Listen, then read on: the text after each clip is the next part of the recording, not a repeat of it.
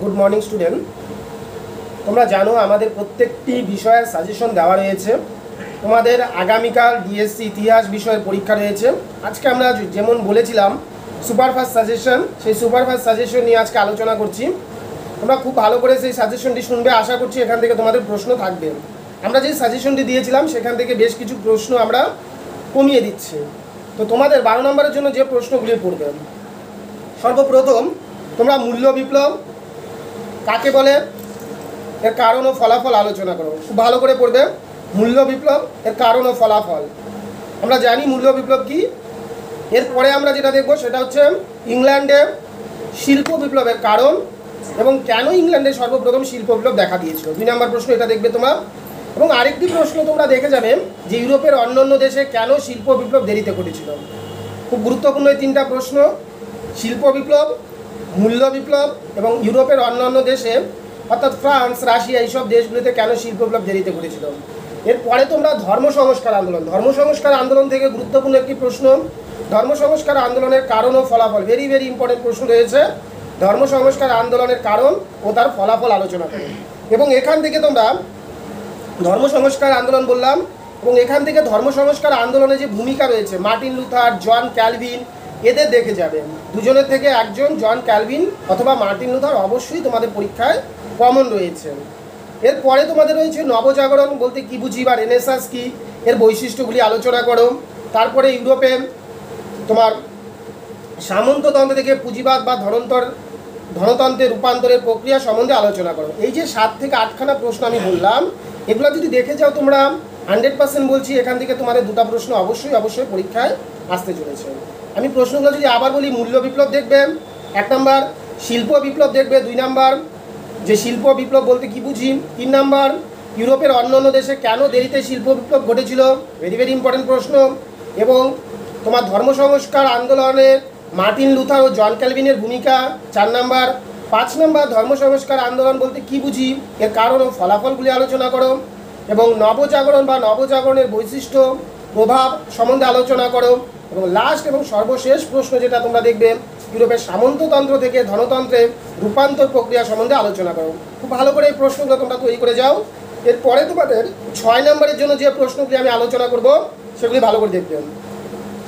আমি জন ক্যালভিন এবং Martin Luther বললাম, সেটা তোমরা দেখবে 12র জন্য, এটা 6এও ঘুরিয়ে ফিরে আসতে পারে বা আচ্ছা। এরপরে তোমাদের যেটা বলবো আমি, যে শিল্প বিপ্লব যেমন বললাম সেটা 6এও আসতে পারে। তারপরে ধর্ম সংস্কার আন্দোলনের কারণ, প্রতি ধর্ম সংস্কার আন্দোলন বলতে কি বুঝি, প্রতি ধর্ম সংস্কার আন্দোলন, ধর্ম সংস্কার আন্দোলনে তোমার জুইংলির অবদান, এই জায়গাটা তোমাদের কমন রয়েছে 6এর জন্য, যে ধর্ম সংস্কার আন্দোলনে জুইংলির অবদান আলোচনা করো বা প্রতি ধর্ম সংস্কার আন্দোলন বলতে কি বুঝি। তারপরে রয়েছে তোমাদের যে ইউরোপের বাণিজ্য বিপ্লব, কৃষি বিপ্লব, ঠিক আছে, সামন্ততন্ত্র থেকে পুঁজিবাদের রূপান্তর প্রক্রিয়া বা সামন্ততন্ত্রের বৈশিষ্ট্য, সামন্ততন্ত্র কাকে বলে, এই যে প্রশ্নগুলো রয়েছে।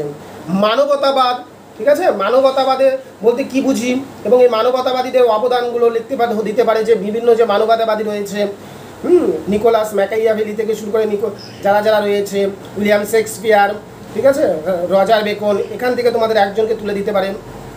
তাহলে আমরা 6এর জন্য অবশ্যই দেখবো যেগুলো মানবতাবাদ দেখতে পারো, প্রতি ধর্ম সংস্কার আন্দোলন তোমরা দেখতে পারো, হ্যাঁ, কৃষি বিপ্লব দেখতে পারো, বাণিজ্য বিপ্লব দেখতে পারো তোমরা, তারপরে তোমার প্রতি ধর্ম সংস্কার আন্দোলনের ফলাফল দেখতে পারো তোমরা। এই প্রশ্নগুলো তোমাদের অবশ্যই 6এর জন্য দেখে যেতে হবে। এরপরে তোমাদের 3এর জন্য যে প্রশ্নগুলো দেখবে, শিল্প বিপ্লব কাকে বলে, শিল্প উড়ান বা টেক অফ স্টেজ, মূল্য বিপ্লব কি। আমরা যদি মূল্য বিপ্লব বড়তে পড়ি তাহলে এখানে 3এর ছোট ইজিলি হয়ে যাচ্ছে, মূল্য বিপ্লব কি।